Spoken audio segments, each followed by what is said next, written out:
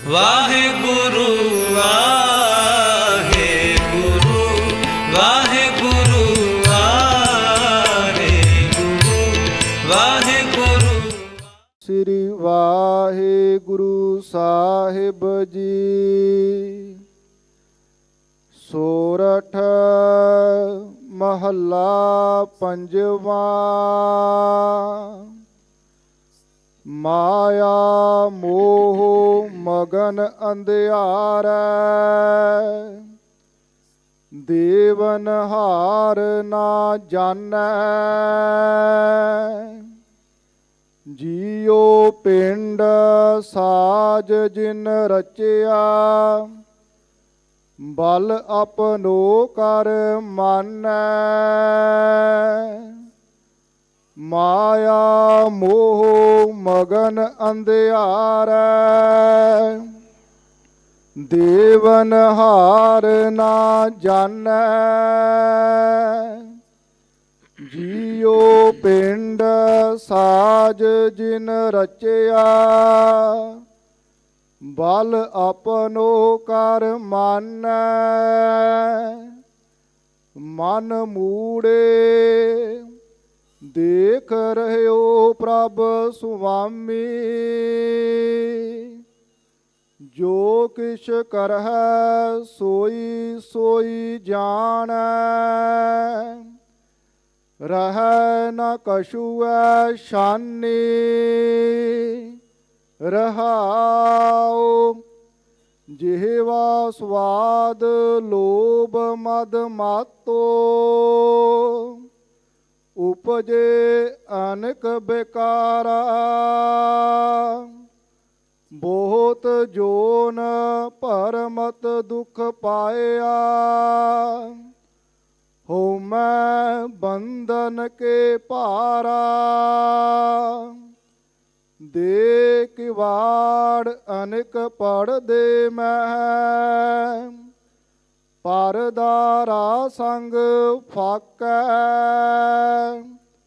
ਚਿੱਤਰ ਗੁਪਤ ਜਬ ਲੇਖਾ ਮੰਗੈ। ਤਬ ਕੌਣ ਪੜਦਾ ਤੇਰਾ ਢਾਕੈ। ਦੀਨ ਦਿਆਲ ਪੂਰਨ ਦੁਖ ਭੰਜਨ, ਤੁਮ ਬਿਨ ਓਟ ਨਾ ਕਾਈ। ਕਾਢ ਲਿਓ ਸੰਸਾਰ ਸਾਗਰ ਮਹਿ, ਨਾਨਕ ਪ੍ਰਭ ਸਰਨਾਈ। ਦੀਨ ਦਿਆਲ ਪੂਰਨ ਦੁਖ ਭੰਜਨ, ਤੁਮ ਬਿਨ ਓਟ ਨਾ ਕਾਈ। ਕਾਢ ਲਿਓ ਸੰਸਾਰ ਸਾਗਰ ਮਹਿ, ਨਾਨਕ ਪ੍ਰਭ ਸਰਨਾਈ। ਵਾਹਿਗੁਰੂ ਜੀ ਕਾ ਖਾਲਸਾ, ਵਾਹਿਗੁਰੂ ਜੀ ਕੀ ਫਤਿਹ। ਗੁਰੂ ਦਰ ਤੇ ਹਾਜ਼ਰ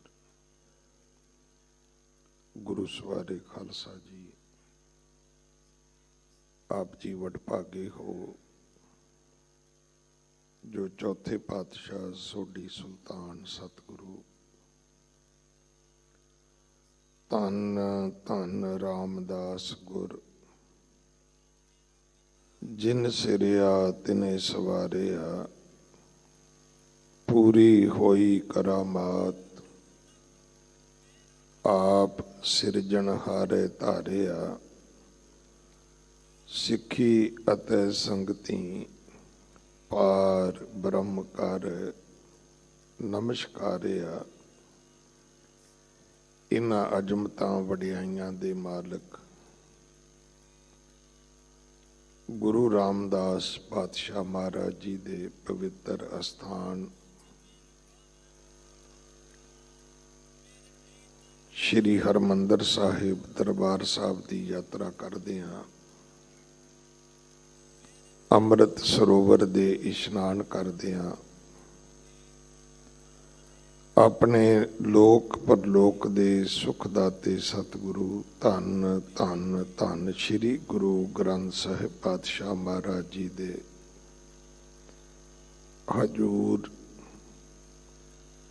ਹਾਜ਼ਰੀਆਂ ਭਰਦਿਆਂ ਮਨੁੱਖਾ ਜੀਵਨ ਦੀਆਂ ਘੜੀਆਂ ਨੂੰ ਸਫਲਾ ਕਰ ਰਹੇ ਹੋ। ਹੁਣ ਸਮਾਂ ਹੈ ਗੁਰੂ ਦਰਬਾਰ ਦੇ ਨਿਯਮ ਅਨੁਸਾਰ ਦੀਵਾਨ ਅਸਥਾਨ ਮੰਜੀ ਸਾਹਿਬ ਵਿਖੇ ਜੋ ਅੱਜ ਸਾਨੂੰ ਪੋਥੀ ਪਰਮੇਸ਼ਰ ਕੇ ਥਾਨ ਵਿੱਚੋਂ ਹਰੀ ਦੇ ਮੰਦਰ ਵਿੱਚੋਂ ਆਵਾਜ਼ਾ ਆਇਆ ਹੈ, ਜੋ ਸ਼੍ਰੀ ਮੁਖ ਵਾਕ ਸੱਚੇ ਪਾਤਸ਼ਾਹ ਜੀ ਨੇ ਬਖਸ਼ਿਸ਼ ਕੀਤਾ ਹੈ, ਉਸ ਦੀ ਵਿਚਾਰ ਦਾ ਮੂਲ ਪਾਠ ਆਪ ਜੀ ਨੇ ਗੁਰੂ ਕੇ ਵਜ਼ੀਰ ਪਾਸੋਂ ਸਰਵਣ ਕੀਤਾ ਹੈ। ਆਪਣੀਆਂ ਮਨ ਬਿਰਤੀਆਂ ਇਕਾਗਰ ਕਰੋ, ਰਸਨਾ ਪਵਿੱਤਰ ਕਰ ਦੇ ਇੱਕ ਵਾਰ ਸਾਰੇ ਉਚਾਰਨ ਕਰੋ ਜੀ। ਸਤਨਾਮ ਵਾਹਿਗੁਰੂ ਜੀ। ਸਤਨਾਮ ਸ੍ਰੀ ਵਾਹਿਗੁਰੂ ਸਾਹਿਬ ਜੀ। ਸੋਰਠ ਮਹੱਲਾ ਪੰਜਵਾਂ। ਮਾਇਆ ਮੋਹ ਮਗਨ ਅੰਧਿਆਰੈ, ਦੇਵਨ ਹਾਰ ਨਾ ਜਾਣੈ। ਰਾਗ ਹੈ ਸੋਰਠ। ਬਾਣੀ ਦੇ ਉਚਾਰਨ ਕਰਤਾ ਹਨ ਬਾਣੀ ਦੇ ਬੋਹਿਤ ਸ਼ਾਂਤੀ ਦੇ ਪੁੰਜ ਸ਼ਹੀਦਾਂ ਦੇ ਸਰਤਾਜ ਪੰਜਵੇਂ ਪਾਤਸ਼ਾਹ ਗੁਰੂ ਅਰਜਨ ਦੇਵ ਮਹਾਰਾਜ। ਮਹਾਰਾਜ ਦਾ ਅੰਗ ਹੈ 616। ਸੱਚੇ ਪਾਤਸ਼ਾਹ ਸਾਡਾ ਮਾਰਗ ਦਰਸ਼ਨ ਕਰਦੇ ਨੇ। ਐ ਮਨੁੱਖ, ਤੂੰ ਮਾਇਆ ਦੇ ਮੋਹ ਵਿੱਚ ਮਗਨ ਹੈ, ਮਸਤ ਅੰਧਿਆਰ ਹੈ, ਦੇਵਨ ਹਾਰ ਨਾ ਜਾਣੈ। ਉਹ ਅੰਧਿਆ, ਕੀ ਤੈਨੂੰ ਇਹ ਨਹੀਂ ਪਤਾ ਦੇਣ ਵਾਲਾ ਇਸ ਮਾਇਆ ਨੂੰ ਕੌਣ ਹੈ? ਮਾਇਆ ਦਾ ਨਾਂ ਇੱਕ ਹੈ, ਮਾਇਆ ਦਾ ਰੂਪ ਇੱਕ ਨਹੀਂ ਹੈ। ਇਹ ਰੰਗੀ ਰੰਗੀ ਭਾਂਤੀ ਕਰ ਕਰ ਜਿਨਸੀ ਮਾਇਆ ਜਿਨ ਉਪਾਈ। ਕਈ ਰੰਗਾਂ ਦੀ, ਕਈ ਭਾਂਤਾਂ ਦੀ ਇਸ ਮਾਇਆ ਦੀਆਂ ਕਈ ਜਿਨਸਾਂ ਨੇ। ਪੰਜਾਬ ਦੇ ਵਿੱਚ ਇੱਕ ਸ਼ਬਦ ਪਿੰਡਾਂ ਵਿੱਚ ਅਸੀਂ ਕਿਸੇ ਭੈੜੇ ਬੰਦੇ ਦੀ ਕਹਿੰਦੇ, ਤੂੰ ਨਹੀਂ ਜਾਣਦਾ ਕਿਹੜੀ ਜਿਨਸ ਹੈ।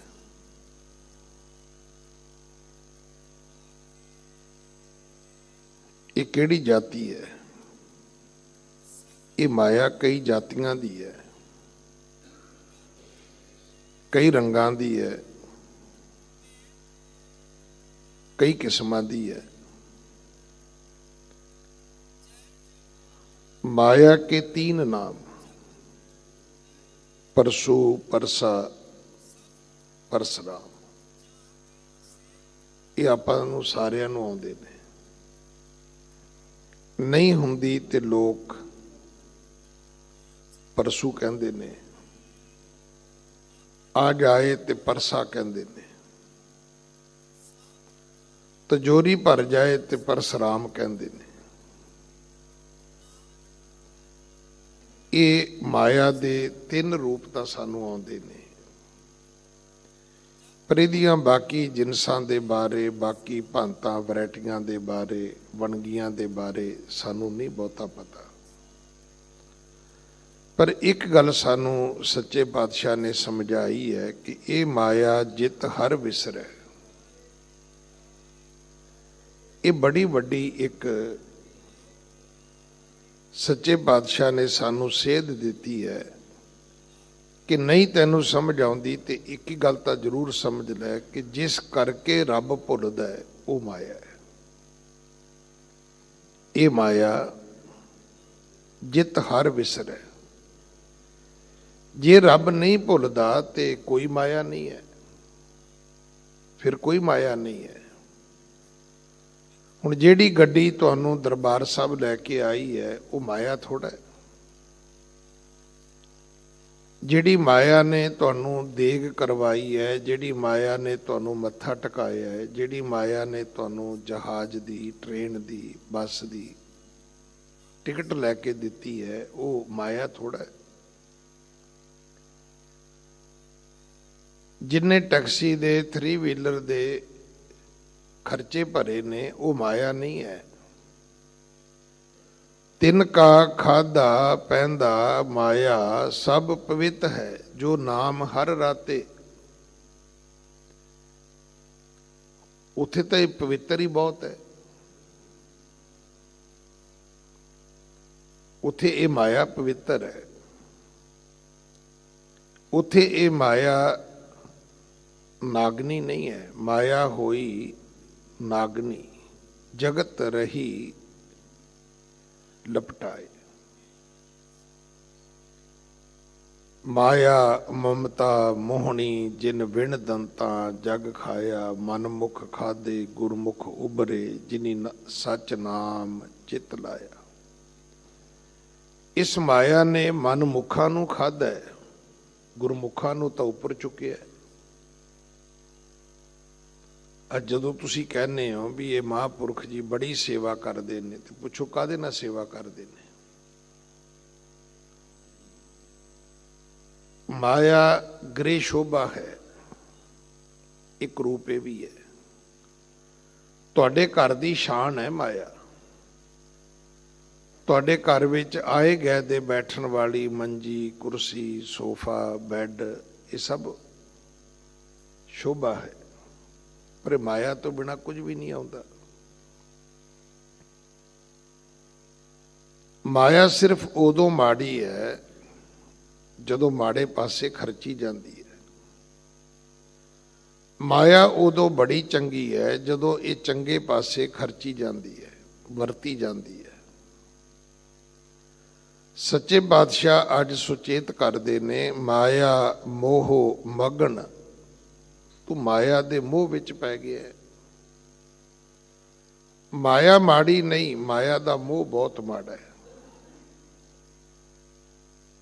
ਕਿਉਂਕਿ ਜਿਹੜੇ 5 ਵਕਾਰ ਮੰਨੇ ਨੇ, ਕਾਮ, ਕ੍ਰੋਧ, ਲੋਭ, ਮੋਹ, ਅਹੰਕਾਰ,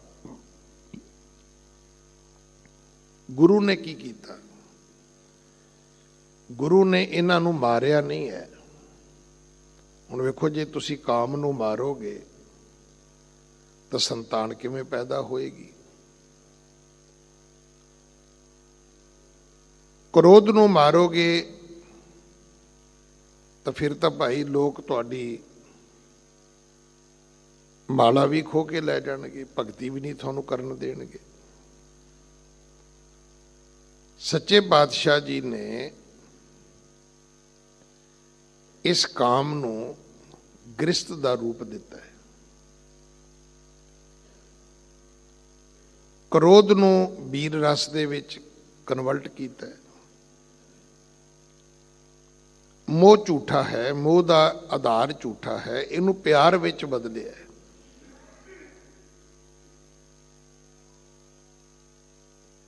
ਜਦੋਂ ਅਸੀਂ ਮੋਹ ਵਿੱਚ ਪੈਂਦੇ ਹਾਂ ਤਾਂ ਸਿਰਫ ਅਸੀਂ ਆਪਣੇ ਔਰ ਆਪਣਿਆਂ ਤੱਕ ਸੋਚਦੇ ਹਾਂ।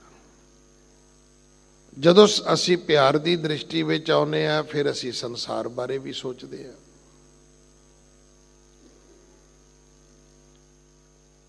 ਤੋ ਇਸ ਕਰਕੇ ਸੱਚੇ ਪਾਤਸ਼ਾਹ ਮਹਾਰਾਜ ਨੇ ਜਿਹੜਾ ਹੰਕਾਰ ਹੈ ਉਹਨੂੰ ਸਵੈਮਾਨ ਵਿੱਚ ਬਦਲਿਆ।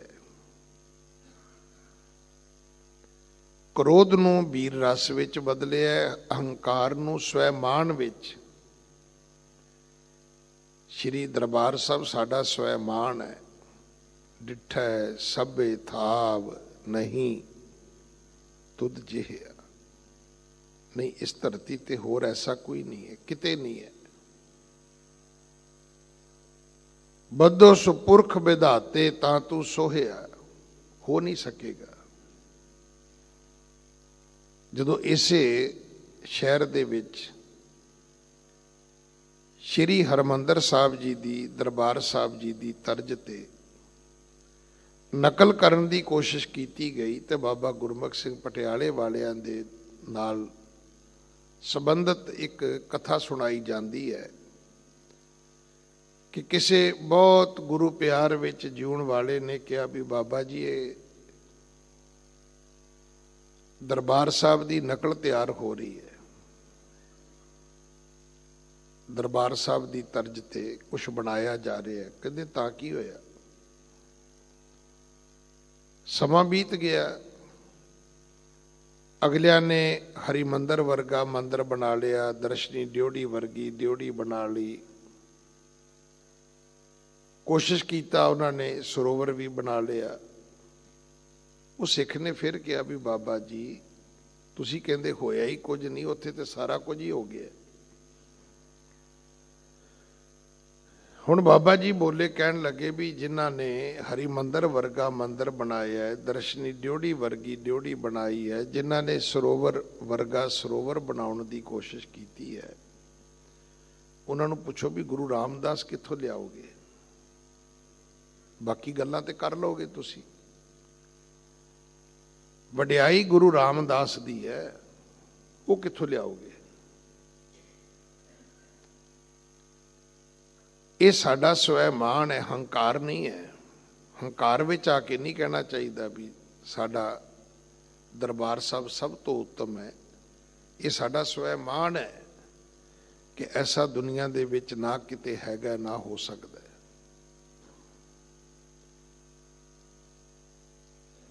ਔਰ ਇਹਨਾਂ ਚੀਜ਼ਾਂ ਨੂੰ ਸੱਚੇ ਪਾਤਸ਼ਾਹ ਨੇ ਕਨਵਰਟ ਕੀਤਾ, ਬਦਲਿਆ। ਸੱਚੇ ਪਾਤਸ਼ਾਹ ਅੱਜ ਸਮਝਾਉਂਦੇ ਨੇ ਮਾਇਆ ਦੇ ਮੋਹ ਵਿੱਚ ਮਸਤ ਨਹੀਂ ਹੋਣਾ, ਕਿਉਂਕਿ ਇਹ ਮਾਇਆ ਦਾ ਇੱਕ ਰੂਪ ਇਹ ਵੀ ਹੈ ਕਿ ਧਨ ਜੋਬਨ ਦੋਏ ਵੈਰੀ ਹੋਏ, ਜਿਨੀ ਰੱਖੇ ਰੰਗ ਲਾਏ। ਇਹ ਜਿਨ੍ਹਾਂ ਨੇ ਰੱਖੇ ਨੇ ਨਾ, ਉਹਨਾਂ ਨੂੰ ਰੰਗ ਬੜੇ ਲੱਗਦੇ ਨੇ। ਤੁਸੀਂ ਵੇਖਿਆ ਹੀ ਹੈ, ਹੌਲੀ ਹੌਲੀ ਕੱਚੇ ਘਰਾਂ ਤੋਂ ਮਹਿਲ ਮਾੜੀਆਂ ਬਣਨੀਆਂ ਸ਼ੁਰੂ ਹੋ ਜਾਂਦੀਆਂ ਨੇ। ਬਲਦ ਗੱਡਿਆਂ ਤੋਂ ਲੈ ਕੇ ਖਚਰਾਂ ਰੇੜਿਆਂ ਤੋਂ ਲੈ ਕੇ ਫਿਰ ਬੜੀਆਂ ਬੜੀਆਂ ਕਰੋੜਾਂ ਦੀਆਂ ਗੱਡੀਆਂ ਆ ਜਾਂਦੀਆਂ ਨੇ। ਆਮ ਸਧਾਰਨ ਮੰਜੇ ਪੀੜਿਆਂ ਤੋਂ ਘਰ ਦੇ ਵਿੱਚ ਲੱਖਾਂ ਰੁਪਈਆਂ ਦੇ ਫਰਨੀਚਰ ਆਉਣੇ ਸ਼ੁਰੂ ਹੋ ਜਾਂਦੇ ਨੇ। ਇਹ ਜਿੰਨੀ ਰੱਖੇ ਰੰਗ ਲਾਏ, ਇਹਦਾ ਰੂਪ ਤਾਂ ਜਿਹੜਾ ਹੈ ਉਹ ਜ਼ਰੂਰ ਚੜ੍ਹਦਾ ਹੈ। ਮਾਇਆ ਛੁਪਦੀ ਨਹੀਂ ਹੈ, ਪਰ ਅੰਧਿਆਰੇ ਇਹ ਅੰਧੇ ਮਨੁੱਖ ਅੰਧੇਰੇ ਵਿੱਚ ਇਸ ਮੋਹ ਮਾਇਆ ਦੇ ਜਿਉਣ ਵਾਲਿਆ ਦੇਵਨ ਹਾਰ ਨਾ ਜਾਣੇ। ਤੈਨੂੰ ਇਹ ਨਹੀਂ ਪਤਾ ਲੱਗਾ ਇਹ ਤੈਨੂੰ ਦਾਤ ਦਿੱਤੀ ਕਿਸ ਨੇ ਹੈ, ਇਹ ਮਾਇਆ ਆਈ ਕਿੱਥੋਂ ਹੈ, ਮਾਇਆ ਆਉਂਦੀ ਕਿੱਥੋਂ ਹੈ। ਜਿਨ੍ਹਾਂ ਬੰਦਿਆਂ ਦੇ ਕੋਲ ਮਾਇਆ ਹੈ, ਜਿੰਨੇ ਕੋ ਪੜ੍ਹੇ ਲਿਖੇ ਨੇ, ਜਿੰਨੇ ਕੋ ਸਿਆਣੇ ਨੇ, ਜਿਨ੍ਹਾਂ ਕੋ ਕੰਮਕਾਰ ਕਰਦੇ ਨੇ, ਉਹਨਾਂ ਤੋਂ ਵੱਧ ਉਹਨਾਂ ਦੇ ਘਰਾਂ ਵਿੱਚ ਨੌਕਰ ਹੁੰਦੇ ਨੇ। ਇਹ ਚੇਤਾ ਰੱਖਣਾ। ਅਮੀਰ ਆਦਮੀਆਂ ਦੇ ਕੋਲ ਆਪਣੀ ਪੜ੍ਹਾਈ ਤੋਂ ਵੱਧ ਪੜ੍ਹੇ ਨੌਕਰ ਹੁੰਦੇ ਨੇ, ਇਹ ਜ਼ਰੂਰ ਚੇਤਾ ਰੱਖਣਾ। ਪਰ ਉਹ ਪੜ੍ਹੇ ਹੋ ਕੇ ਵੀ ਉਹਨੇ ਪੈਸੇ ਦੇ ਮਾਲਕ ਨਹੀਂ ਹੁੰਦੇ।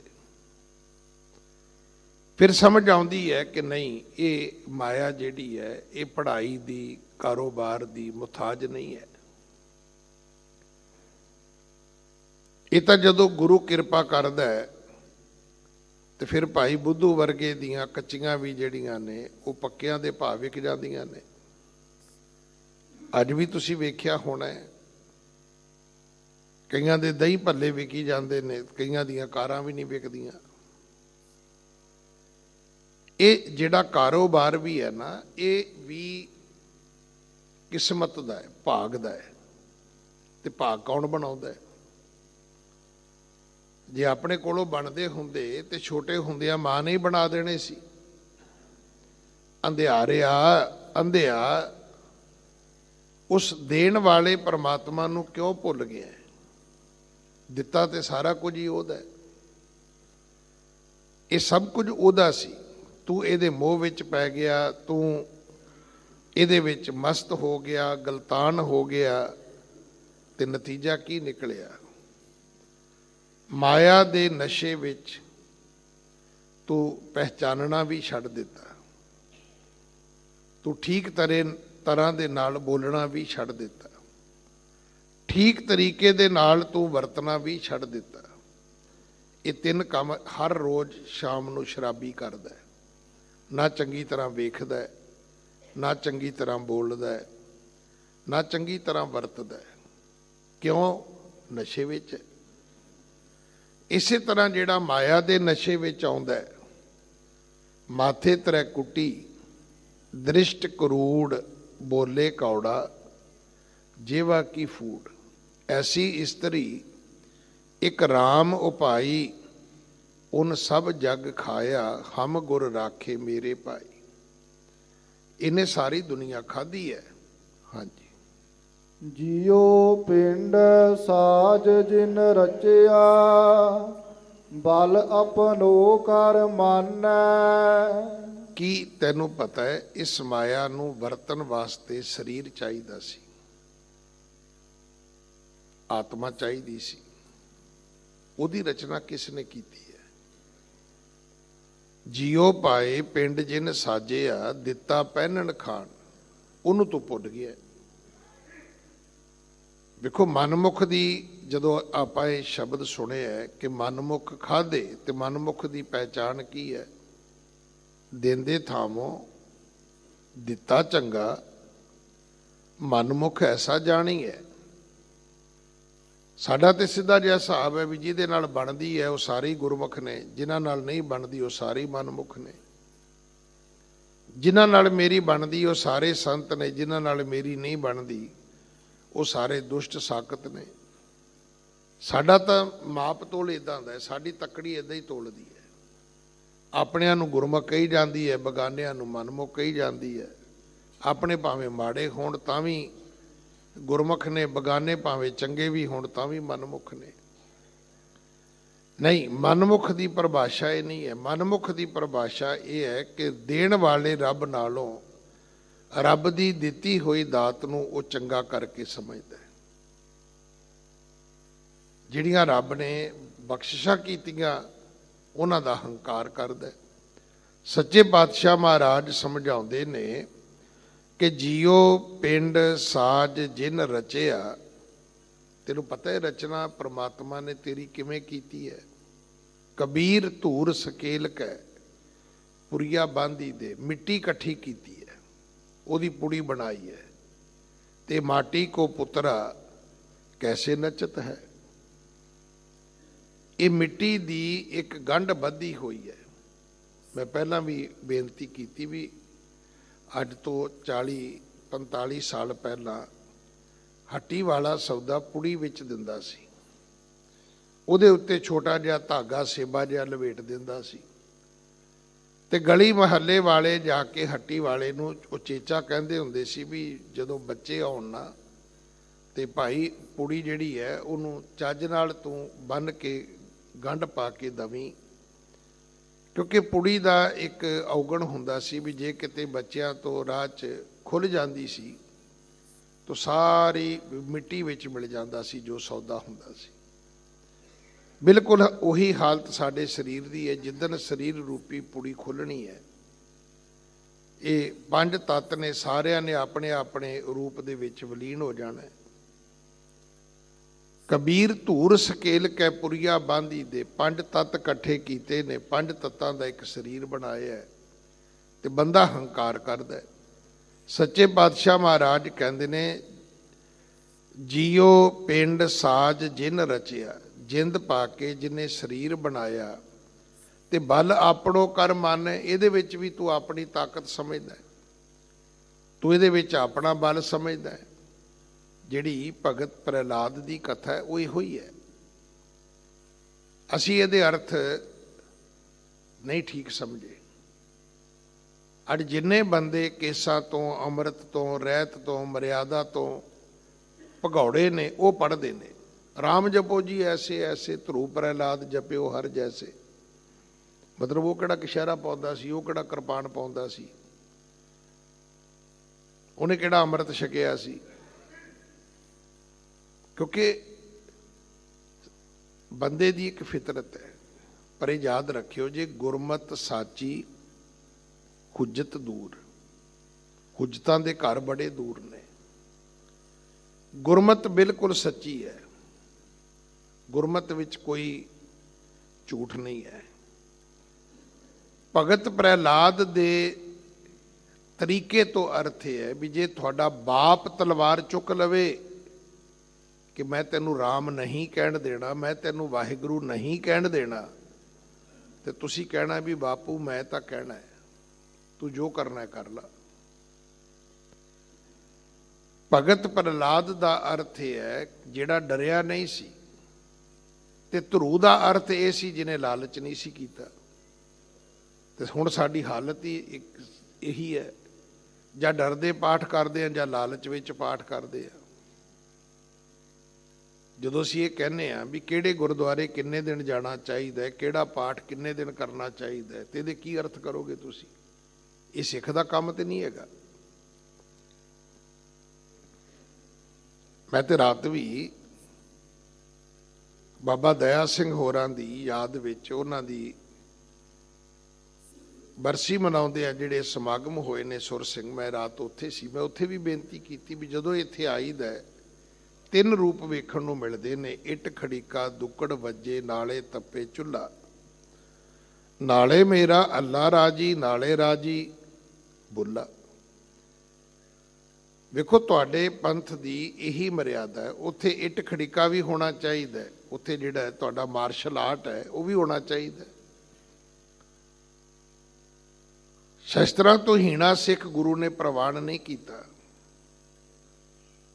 ਇਹ ਤਾਂ ਗੁਰੂ ਛੇਵੇਂ ਪਾਤਸ਼ਾਹ ਨੇ ਕਹਿ ਦਿੱਤਾ ਸੀ ਕਿ ਬਿਨਾ ਕੇਸ ਤੇ ਗੰਗ ਦੇਵੋ ਨਾ ਦੀਦਾਰੇ, ਮੇਰੇ ਦਰਸ਼ਨ ਕਰ ਨਹੀਂ ਆਉਣਾ।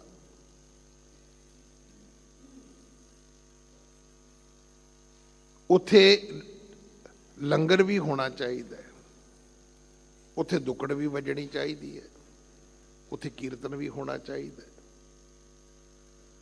ਰੱਬ ਦੀ ਭਗਤੀ ਹੋਵੇ, ਆਤਮਾ ਦੀ ਖੁਰਾਕ ਵੀ ਹੋਵੇ, ਸਰੀਰ ਦਾ ਭੋਜਨ ਵੀ ਹੋਵੇ, ਤੇ ਦੁਸ਼ਮਣ ਦਾ ਪ੍ਰਬੰਧ ਵੀ ਹੋਵੇ।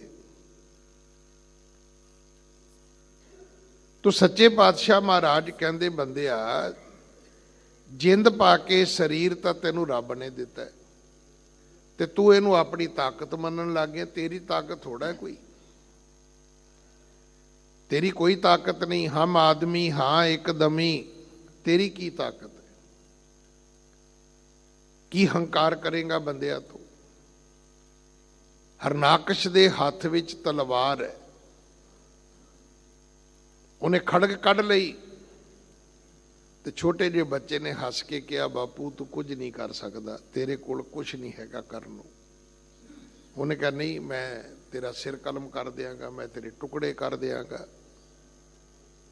ਬਸ ਫਿਰ ਕੀ ਸੀ, ਨਰਸਿੰਘ ਰੂਪ ਧਾਰਨ ਕਰਕੇ ਰੱਬ ਆਪ ਆ ਗਿਆ। ਉਸ ਦੇਵਨਹਾਰ ਨੂੰ ਜਾਣਨਾ ਹੈ, ਆਪਣਾ ਹੰਕਾਰ ਨਹੀਂ ਮੰਨਣਾ। ਇਹ ਅੱਜ ਦਾ ਸਾਨੂੰ ਉਪਦੇਸ਼ ਹੈ। ਹਾਂਜੀ। ਮਨ ਮੂੜੇ ਦੇਖ ਰਹਿਓ ਪ੍ਰਭ ਸੁਆਮੀ। ਇਸ ਤੋਂ ਅਗਲੀ ਗੱਲ, ਅਜੇ ਤੇ ਪਹਿਲਾ ਪਾਠ ਹੀ ਨਹੀਂ ਆਪਾਂ ਕੀਤਾ।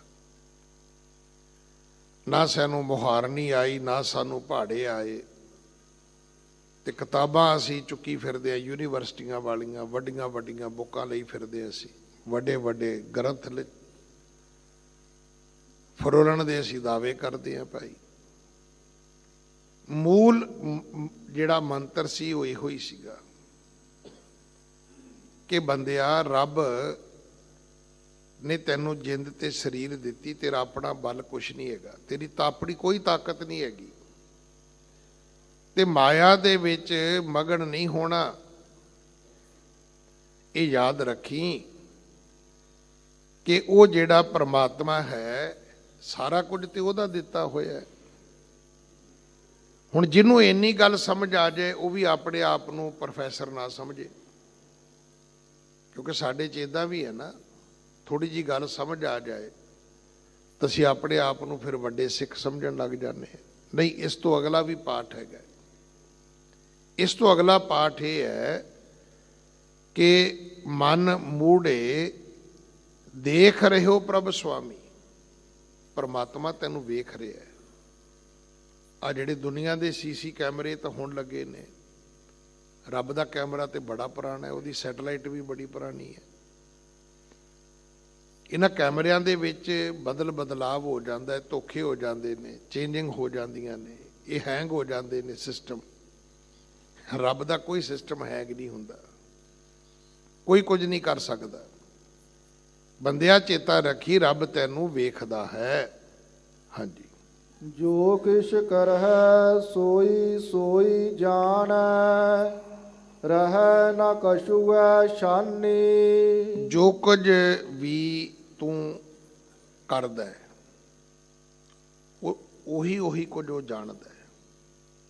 ਤੇਰੀ ਇੱਕ ਇੱਕ ਮੂਮੈਂਟ ਜਿਹੜੀ ਹੈ ਉਹਨੇ ਕਵਰ ਕੀਤੀ ਹੋਈ ਹੈ। ਹਰ ਚੀਜ਼ ਉਹਨੂੰ ਪਤਾ ਹੈ। ਰਹੇ ਨਾ ਕਛੂਏ ਛਾਨੀ, ਕੋਈ ਚੀਜ਼ ਬਾਕੀ ਨਹੀਂ ਰਹਿਣੀ, ਕੋਈ ਐਵੀਡੈਂਸ ਬਾਕੀ ਨਹੀਂ ਰਹਿਣਾ। ਵੇਖੋ, ਇਹ ਤਾਂ ਅੱਜ ਗੱਲਾਂ ਨੂੰ, ਸੰਸਾਰ ਨੂੰ ਸਮਝਣ ਦੀ ਲੋੜ ਹੈ, ਰੱਬ ਦੀ ਕੁਦਰਤ ਨੂੰ ਸਮਝਣ ਦੀ ਲੋੜ ਹੈ।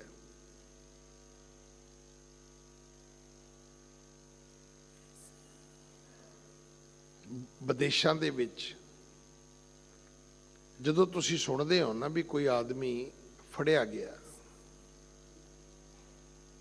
ਤੁਸੀਂ ਉਸ ਆਦਮੀ ਨੂੰ ਪੁੱਛਿਓ ਵੀ ਤੈਨੂੰ ਪੁਲਿਸ ਵਾਲਿਆਂ ਨੇ ਕੀ ਕੀਤਾ। ਉਹ ਕਹੂਗਾ ਜੀ ਮੈਨੂੰ ਜੈਮ ਲਾ ਕੇ ਉਹਨਾਂ ਬ੍ਰੈਡ ਵੀ ਖਵਾਈ, ਮੈਨੂੰ ਕੌਫੀ ਵੀ ਪਿਆਈ, ਮੈਨੂੰ ਕੁਰਸੀ ਤੇ ਬਿਠਾਇਆ, ਮੈਨੂੰ ਹਰ ਗੱਲ ਉਹਨਾਂ ਨੇ ਸਰ ਬੋਲ ਕੇ ਕਹੀ, ਸਰ ਇਹ ਦੱਸੋ, ਸਰ ਇਹ ਦੱਸੋ। ਸਾਡੇ ਵਾਲਾ ਕੰਮ ਨਹੀਂ ਹੈ ਕਿ ਬੰਦੇ ਨੂੰ ਫੜਨ ਤੋਂ ਲੈ ਕੇ ਮਤਲਬ ਹਰ ਚੀਜ਼ ਦੀ ਕੁੱਤੇ ਖਾਣੀ ਕਰਦੇ ਨੇ ਉਹ, ਤੇ ਪਤਾ ਉਹਨਾਂ ਨੂੰ ਫਿਰ ਕੁਝ ਨਹੀਂ ਹੁੰਦਾ ਵੀ ਕੀ ਹੈਗਾ। 3rd ਕਲਾਸ 4 ਕਲਾਸ ਸਾਡਾ ਇੱਥੋਂ ਦਾ ਇਨਵੈਸਟੀਗੇਸ਼ਨ ਸਿਸਟਮ ਹੈ। ਬਾਹਰਲੇ ਮੁਲਕਾਂ 'ਚ ਇਦਾਂ ਨਹੀਂ ਹੈਗਾ। ਉਹ ਤੁਹਾਨੂੰ ਸਾਹਮਣੇ ਬਿਠਾ ਕੇ ਪੁੱਛਦੇ ਨੇ ਵੀ ਇਹ ਕੀ ਹੈ। ਉਹ ਕਹਿੰਦਾ ਜੀ ਮੈਨੂੰ ਨਹੀਂ ਪਤਾ। ਉਹ ਫਿਰ ਉਹਦਾ ਪ੍ਰੂਫ ਕੱਢ ਕੇ ਲਿਆਉਂਦੇ ਨੇ, ਕਹਿੰਦਾ ਵੇਖ ਕਾਲ ਰਿਕਾਰਡਿੰਗ ਤੇਰੀ ਹੈ। ਹਾਂ, ਕਹਿੰਦਾ ਜੀ ਮੇਰੀ ਹੈ। ਫਿਰ ਉਹ ਬੰਦੇ ਦੀ ਫੋਟੋ ਕੱਢ ਕੇ ਲਿਆਉਂਦੇ, ਕਹਿੰਦੇ ਇਹ ਵੀ ਤੇਰੀ ਹੈ। ਕਹਿੰਦਾ ਹਾਂਜੀ ਹਾਂਜੀ ਇਹ ਵੀ ਮੇਰੀ ਹੈ ਜੀ।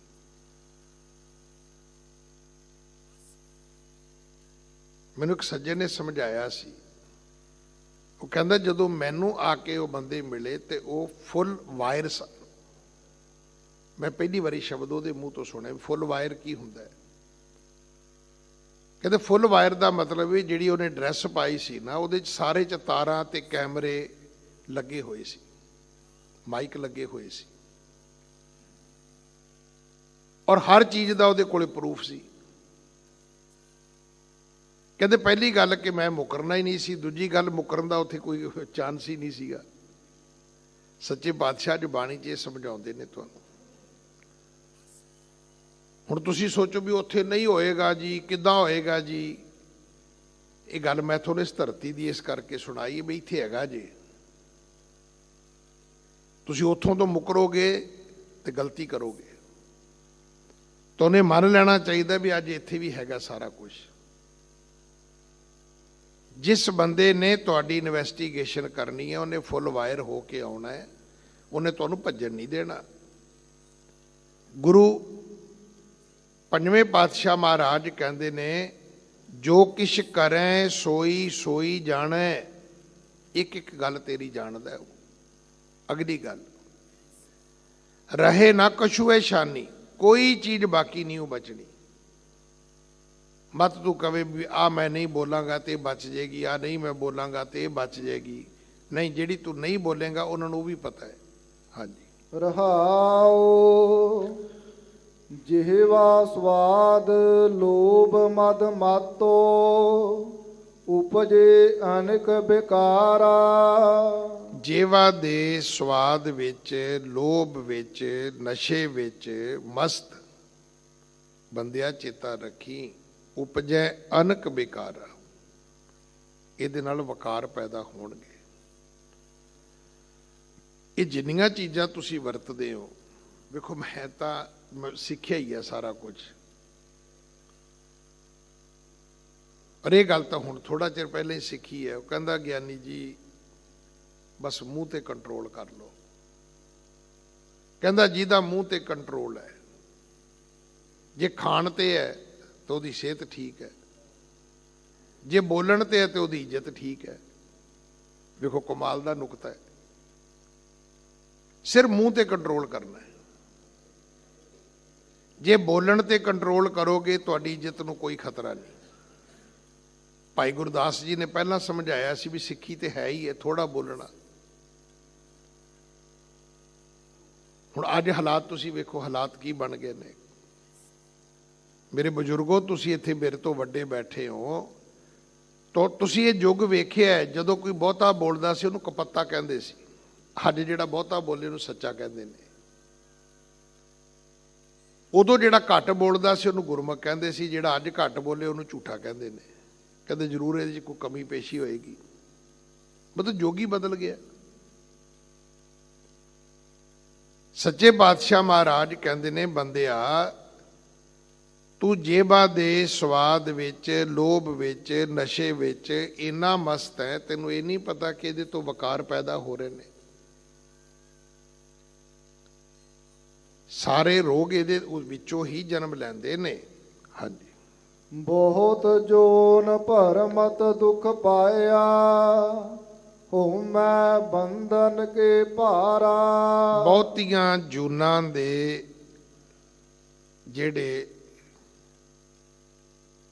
ਇਹ ਆਵਾਗਵਣ ਨੇ, ਇਹ ਵੀ ਇੱਥੋਂ ਤੈਨੂੰ ਪ੍ਰਾਪਤ ਹੋਣੇ ਨੇ।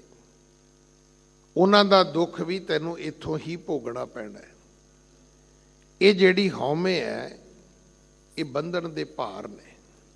ਜਿੰਨਾ ਮਰਜ਼ੀ ਵਧਾ ਲੈ, ਜਿੰਨਾ ਮਰਜ਼ੀ ਕਰੀ ਜਾ।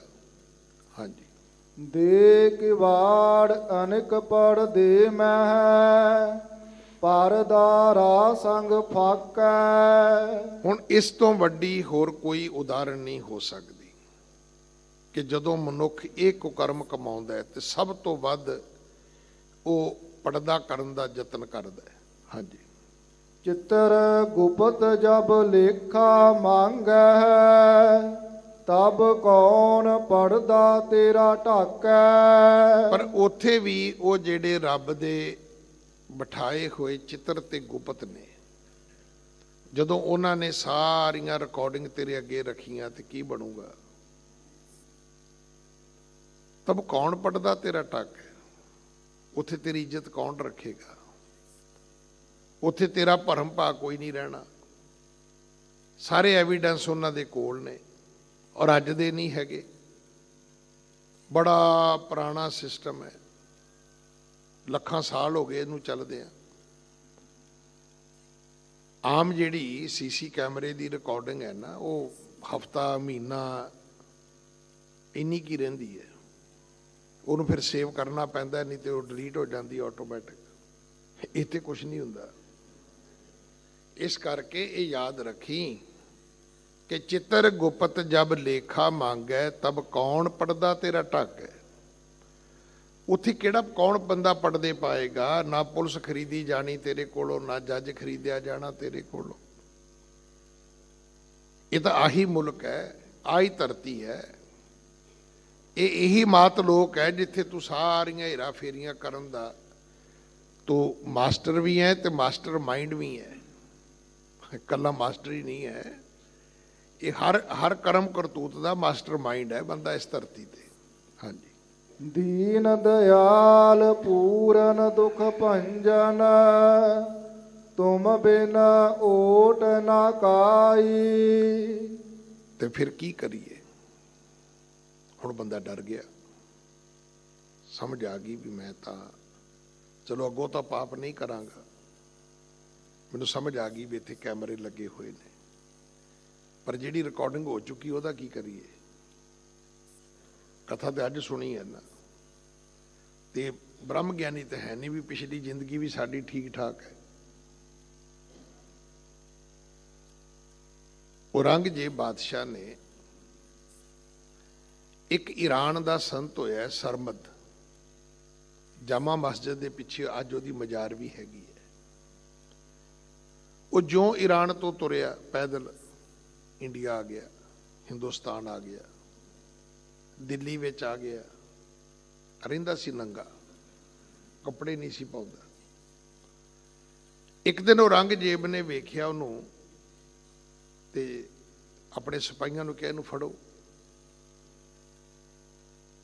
ਉਹਨਾਂ ਨੇ ਕਿਹਾ ਵੀ ਇਹ ਤੇ ਇਦਾਂ ਦਾ ਹੀ ਹੈ ਜੀ, ਰਮਤਾ ਜਿਹਾ ਹੀ ਹੈ, ਸਾਧੂ ਹੈ ਇਹ, ਕੋਈ ਫਕੀਰ ਹੈ। ਕਹਿੰਦਾ ਚਲੋ ਫਿਰ ਇਹਨੂੰ 2 ਗਜ ਕੱਪੜਾ ਦਿਓ ਔਰ ਇਹਨੂੰ ਹਦਾਇਤ ਕਰੋ, ਤਾੜਨਾ ਕਰੋ ਕਿ ਆਪਣਾ ਨਗੇਜ਼ ਢੱਕ ਕੇ ਰੱਖੇ। ਉਹਨਾਂ 2 ਗਜ ਕੱਪੜਾ ਦੇ ਦਿੱਤਾ। ਇਹਨੇ ਕੱਪੜਾ ਫੜਿਆ, ਫਕੀਰ ਨੇ ਸਿਰ ਤੇ ਬੰਨ ਲਿਆ। ਰਾਜਾ ਚਲਾ ਗਿਆ, ਦੇਵਨੇਤ ਫਿਰ ਭੇਂਟ ਹੋ ਗਈ। ਹੁਣ ਬਾਦਸ਼ਾਹ ਨੂੰ ਗੁੱਸਾ ਚੜ ਗਿਆ ਵੀ ਮੈਂ ਤੈਨੂੰ ਕੱਪੜਾ ਵੀ ਦਿੱਤਾ ਤੇ ਤੂੰ ਆਪਣਾ ਨਗੇਜ਼ ਕਿਉਂ ਨਹੀਂ ਢੱਕਿਆ?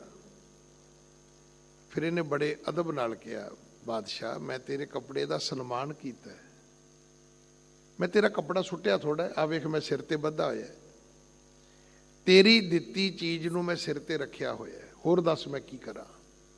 ਕਹਿੰਦਾ ਮੈਂ ਤੈਨੂੰ ਇਸ ਕੰਮ ਲਈ ਨਹੀਂ ਦਿੱਤਾ, ਮੈਂ ਤੈਨੂੰ ਦਿੱਤਾ ਨਗੇਜ਼ ਢੱਕਣ ਵਾਸਤੇ। ਉਹ ਕਹਿੰਦਾ ਮੇਰੇ ਕੋਲੇ ਹੈ ਹੀ ਕੁਛ ਨਹੀਂ ਢੱਕਣ ਲਈ।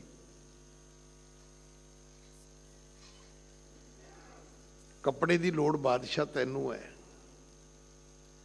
ਜਿਹਨੂੰ ਇਸ ਸ਼ਾਹੀ ਪੁਸ਼ਾਕ ਵਿੱਚ ਵੀ ਖਤਰਾ ਹੈ ਕਿ ਜੇ ਦੁਨੀਆ ਨੂੰ ਮੇਰੀ ਅਸਲੀਅਤ ਪਤਾ ਲੱਗ ਗਈ ਤੇ ਮੇਰਾ ਬਣੇਗਾ ਕੀ।